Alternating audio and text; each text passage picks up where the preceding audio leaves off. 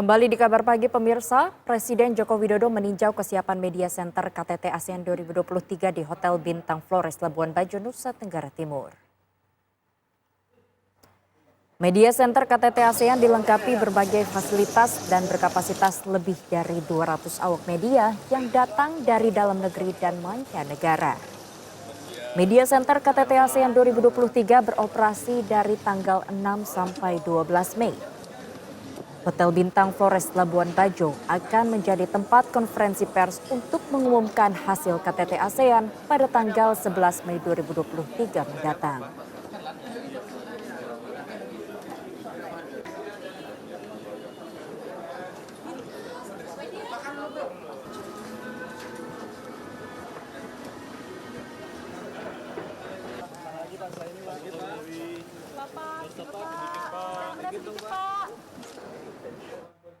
Hari ini hari kedua pertemuan pemimpin negara-negara ASEAN dalam KTT ASEAN di Labuan Bajo. Apa saja yang menjadi agenda diskusi pada pertemuan hari ini? Kita bergabung dengan rekan kami Adia Anwari, reporter TV One yang berada di lokasi KTT ASEAN. Selamat pagi Adia, apa saja nih untuk pembahasan hari ini dalam KTT ASEAN?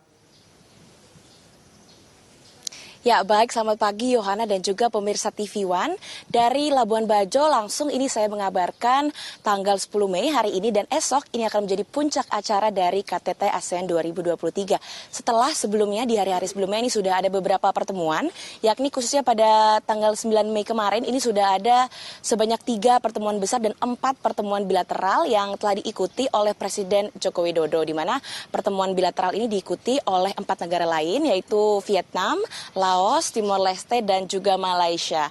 Adapun hasil dari pertemuan bilateral ini salah satunya yang paling dinantikan ini adalah pertemuan bilateral dengan Timor Leste, di mana memang tahun ini merupakan tahun pertama di mana Timor Leste mengikuti KTT ASEAN secara resmi.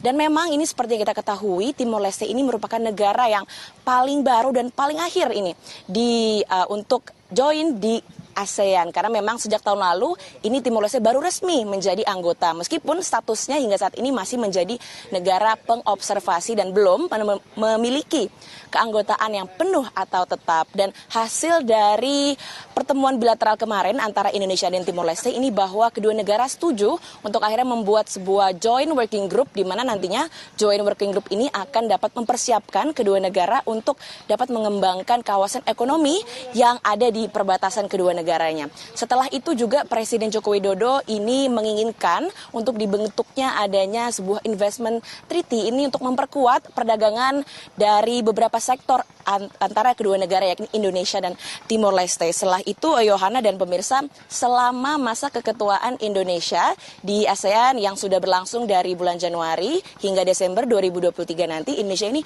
menjanjikan agar roadmap untuk Timor Leste diimplementasikan sebagai keanggotaan penuh ini untuk segera disepakati bersama di KTT ASEAN 2023 ini. Dan nantinya Jokowi berharap bahwa pihak Timor Leste ini dapat segera memenuhi syarat ataupun kriteria yang sudah tertera di roadmap agar dapat segera menjadi anggota tetap, karena roadmap ini mulai diadaptasi mulai hari ini, Yohana dan juga pemirsa.